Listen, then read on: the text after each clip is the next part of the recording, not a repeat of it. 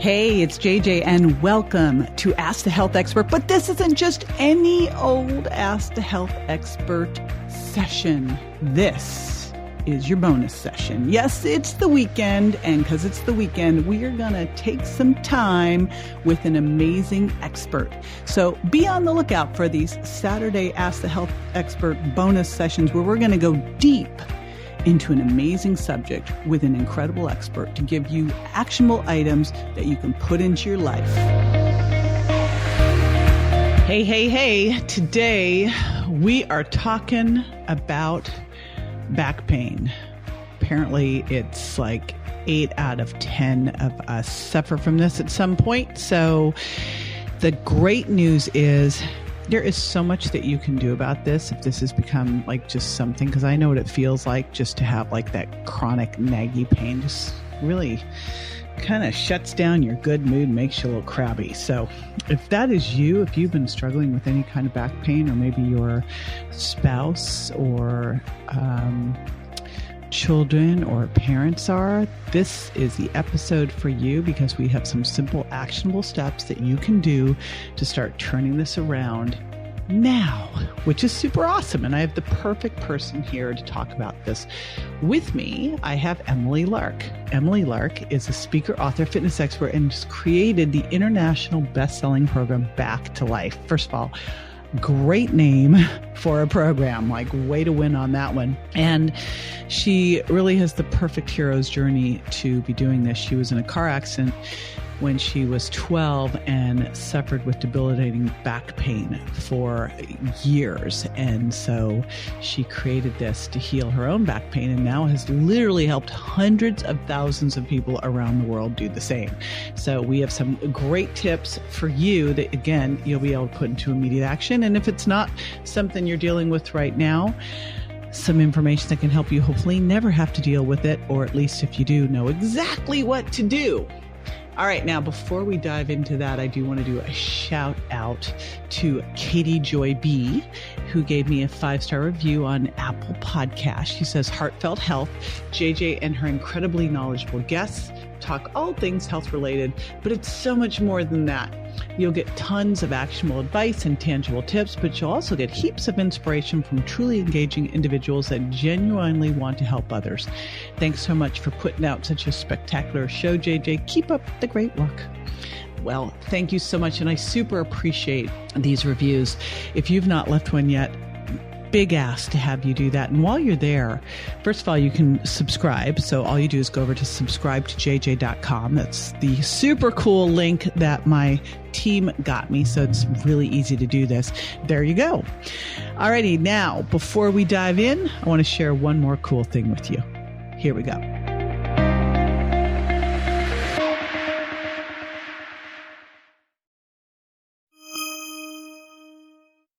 Emily Lark, welcome to the show. Super excited you're here. Thank you so much. It's such an honor. All right. Well, I want to know, because we were kind of geeking out a bit about back pain before we got on here, but I want to know why you decided to become this expert in back pain. That's a good question. It was never the plan, but it was really through my own journey with back pain. I was in a really bad car accident when I was just a kid, and had back pain, chronic back pain from the age of 12 years old all the way up through my late 20s. And during that time, went through every kind of specialist you can imagine to try to fix my pain. And it wasn't until I got serious about kind of fixing it myself that I was finally able to get out of pain. And that was a life-changing moment for me. And I've been pain-free for the last decade. And of course, that just completely sparked the passion in me for wanting to help other people figure this out for themselves as well. Well, I know the reason. So here's the real reason why I studied it in grad school. As we were talking offline, I did all of my grad work in biomechanics, because I love math, and it's like math and physics was what biomechanics was. And I decided to study back pain because everybody had it. So it's like, this is a great thing to go into. So, but I see that you're saying the stats are like 80% of people. What the heck is going on? Yes. I mean, and I'm sure I'd love to hear your take on this too. I mean, I just personally believe that we're just not moving our bodies the way we're meant to move them anymore. And we're spending so much time sitting, and we're spending so much time on computers and smartphones. And people often think that they injure their back from being too active when really it's the opposite. We're not active enough. And so then our backs are not prepared. Yeah. Here's what used to drive me crazy. So I remember this was 25 years ago.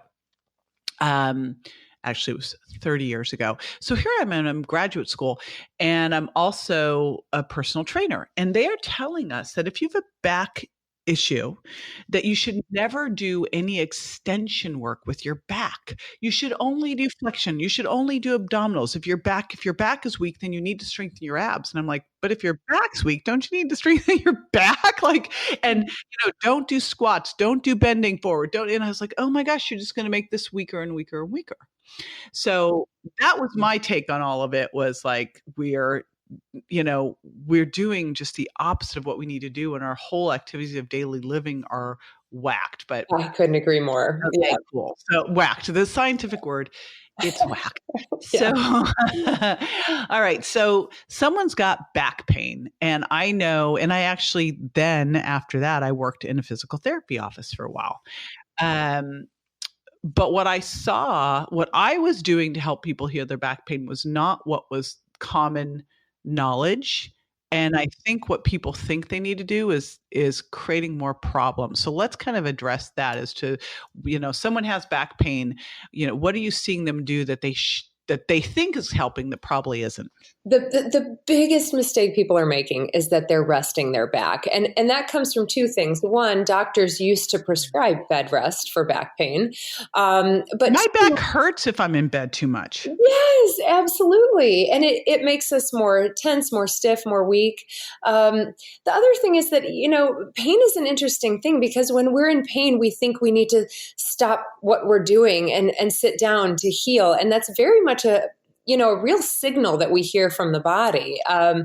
So it's kind of twofold. We're getting mixed messages from our body, and when really we need to keep moving through the pain in order to get over it. Mm-hmm. And that was one of the things that I used to have people do, but it was always hard because their doctors told them differently. So moving through it. And then what about like different exercises they might be doing or might have been told they shouldn't do?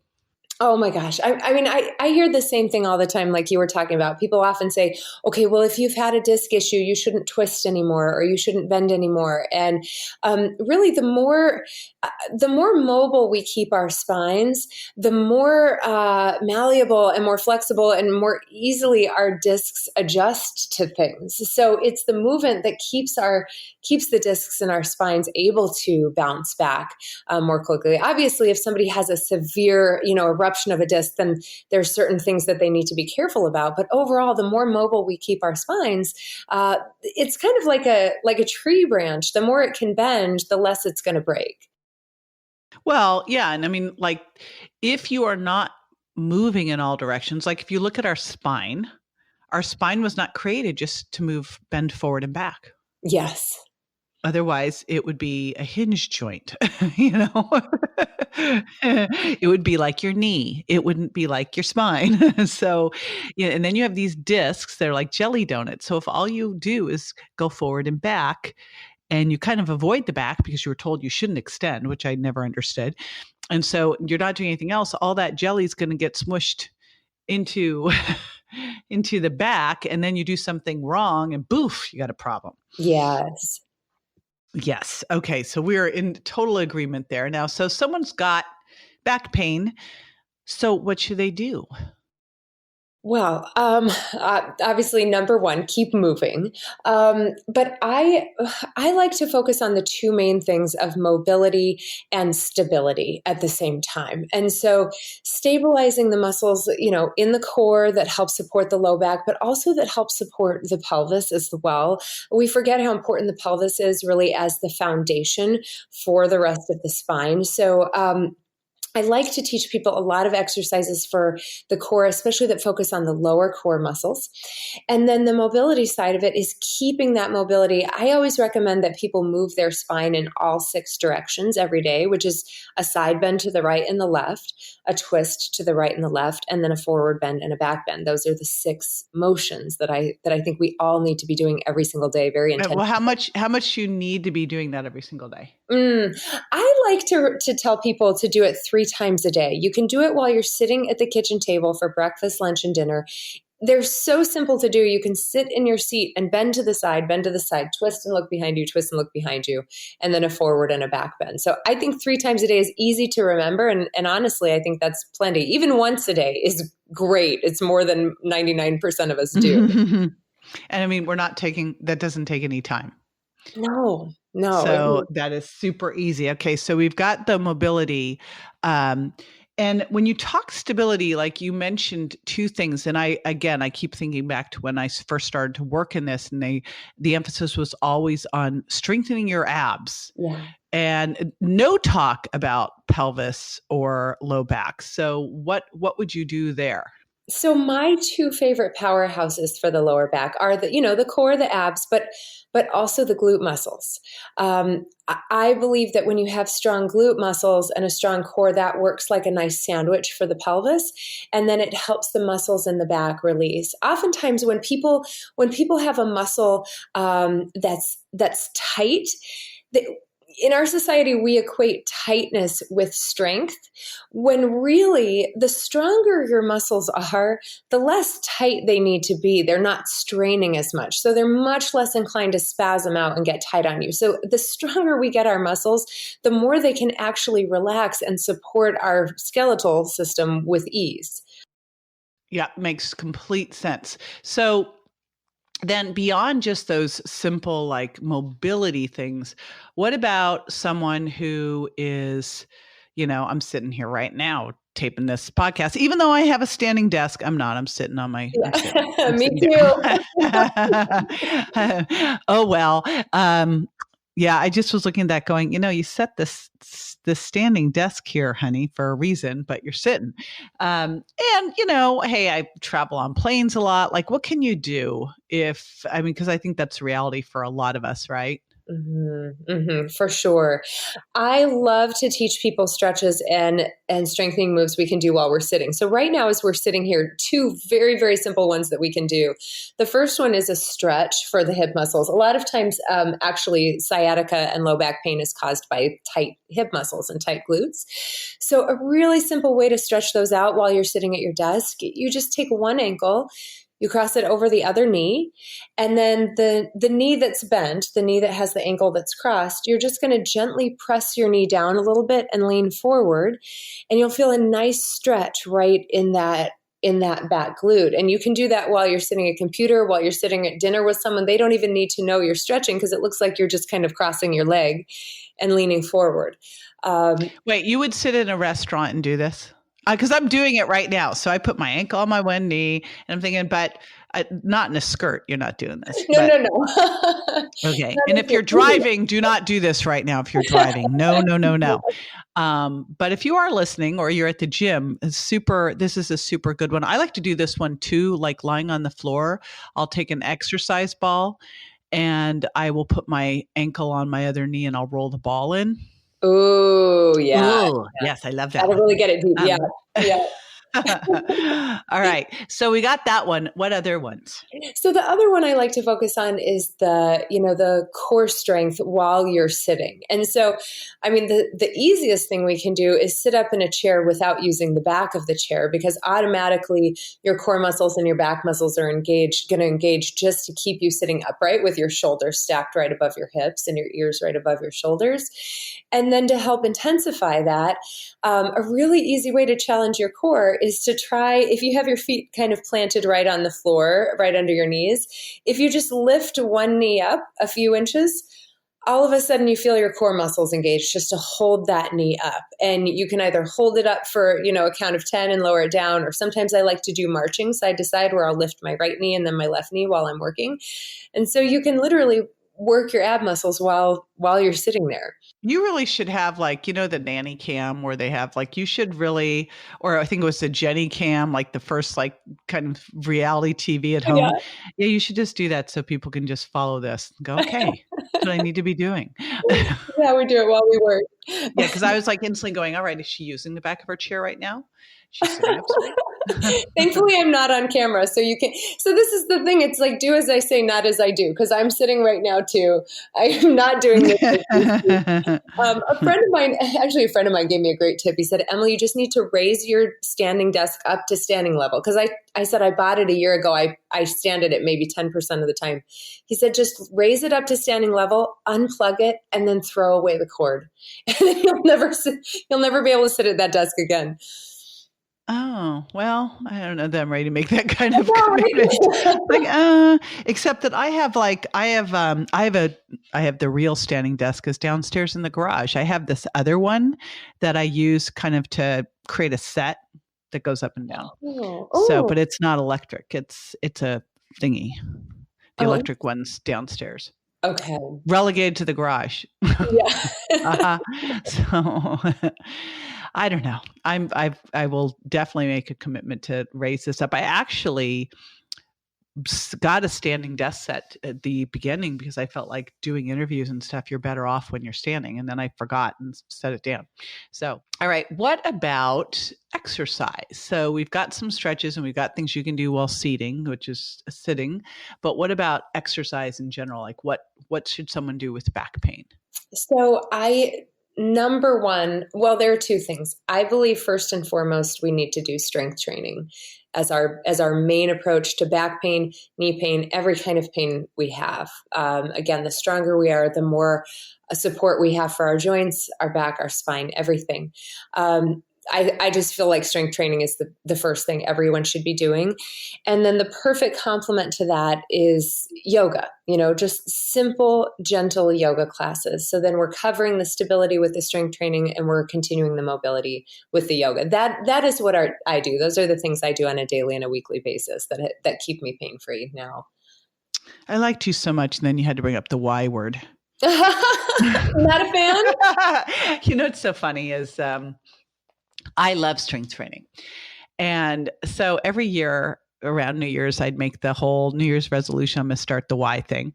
And then, my husband and I start dating, we're going to start the Y thing together. We actually will go to one of them. And I think now, because I had such a bad knee injury when I was when I was 17, I blew out my ACL and then had it repaired multiple times. And finally I had to have a knee replacement at 51. But I think it was because I couldn't get into the poses because my leg would slide out, like it would literally slide out. I'm like, oh, this is not comfortable.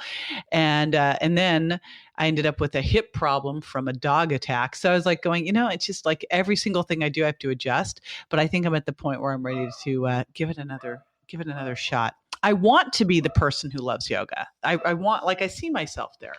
Yoga is one of those things like running, right? Like I hate running, but I know if I do it long enough, I start to run it. I think I start to love it if I do it long enough. I think everyone hates yoga in the beginning. I hated yoga in the beginning. I just think it's one of those things with repetition, it becomes more enjoyable, but it also, you have to have the right instructor too, that can show you the modifications. So you're not just feeling horrible the whole time you're doing it. Yes. So I've still got to go back and do it again and probably have someone just come over and work with us. But it's gone back on, that keeps going on the list. And then I like take it off the list. And but you do strength training, right? I love strength training. I do HIIT training, high intensity interval training, and strength training. And I throw some flexibility stuff in. Not enough. I admit it. It's definitely, I just went to an amazing biomechanist here in town to basically have him yell at me about the fact that I am not doing enough. And I'm like, I know. I remember back when I was a personal trainer and I had one woman who I would go to her house to tell her to get on the treadmill. And I go, I'll just call you.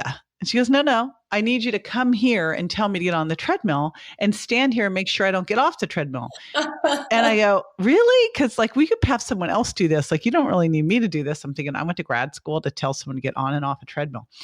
But she goes, no, I really need you to do this. And and like entertain me while I'm like, okay, well, so, but I get it now. Cause I'm like going, if I just had someone come over and make me do this thing, right?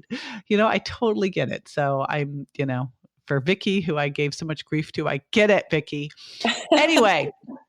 All right. Well, I know we have a fun gift for everybody. So let's talk through what your healthy back checklist has on it. Yeah. So I wanted to come up with something just really simple, daily tweaks that you can make to your life that can help with back pain. And so I came up with the healthy back checklist, and it has just little simple takeaways that take no time and effort, but can really make a big difference. Like sleeping positions that are best for back pain, or how to carry your bags to prevent back pain, or the best kind of footwear. So just very, very simple things that people can implement in their life, because sometimes really it can be just one little shift can make a huge difference. Mm-hmm. Perfect. So, I think the biggest takeaway here is, and we're not talking about if you have like, blown a disc. That's an entirely different situation. But for most people, I would assume that their back pain is probably just from, activities of daily living, not moving correctly, not strengthening, stretching correctly. And so these are things that you can shift and, shift fairly quickly. So that is going to be something you're going to grab, and you're going to be able to get that at jjvirgin.com/healthy back. Again, jjvirgin.com/healthy back. And Emily, thank you so much. I know it took us a while to get this organized to do. I've been wanting to have you on for a while, so I so appreciate your time. Thank you so much. It was well worth the wait for me. I've been looking forward to this for a long time. And I will see you at a couple different things in the next 6 to 12 months, I hope. Can't wait. Thank you. Perfect. Cool. All right. Now, after the break, stay with me. I'm going to go through a couple top takeaways from today that you can put into immediate action.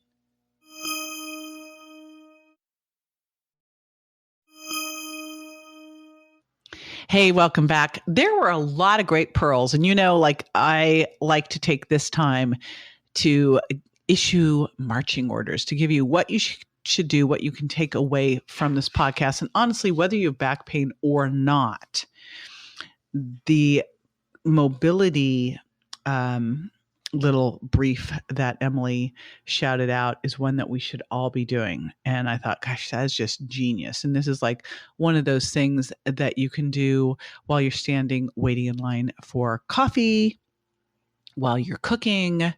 This is just while you're brushing your teeth. So I loved the little 6-way mobility that she talked about, which is bend forward, extend back. That's flexion extension. And then you are just going to do a twist to the right and a twist to the left, and then it's called lateral flexion, but a lateral bend to one side and a lateral bend to the other. That's it. If you can do it 3 times a day, super awesome. Let's focus on at least getting it in once a day. And I would throw that into your journal and say, 6-way done, right? So just get that in so it's a habit. And here's why it's so important. So our spine, and again, this was, I was in graduate school, all my focus was in spinal biomechanics. And I did a whole bunch of work in spinal lifting biomechanics. And the deal is, you have this spine, which you want to think of as plates and jelly donuts. And just think about if you had a bunch of plates and in between each plate was a jelly donut. And if those plates all were pushed a little bit forward and stayed that way, the jelly donut would over time squish to the back. And then what happens is one wrong forceful move could push all that jelly donut squishy stuff, all the jelly straight out the back, right? If you were to smush it. I know that's super scientific, but the what you want to do is keep all the jelly evenly distributed, which is why that 6-way mobility exercise is so key and critical. And that's what yoga does too. And I know the Y word, I swear. I'm working into it, but that's where yoga and doing as much variation of movement is so key and critical, because we tend to start to avoid things that hurt, but that's actually the worst thing that you can do here. So 6-way mobility, that is what I'm issuing as my challenge to you to get that going so that we can keep that spine healthy And remember to grab Emily's Healthy Back Checklist, and you can get that at jjvirgin.com/healthy back. Super simple. We put great show notes together so you can get everything there, as well as the link to her checklist. And then if you haven't yet, make sure you subscribe to JJ at subscribetoJJ.com. And while you're there, leave a review so I can shout you out next time. All right. See you next time. Bye.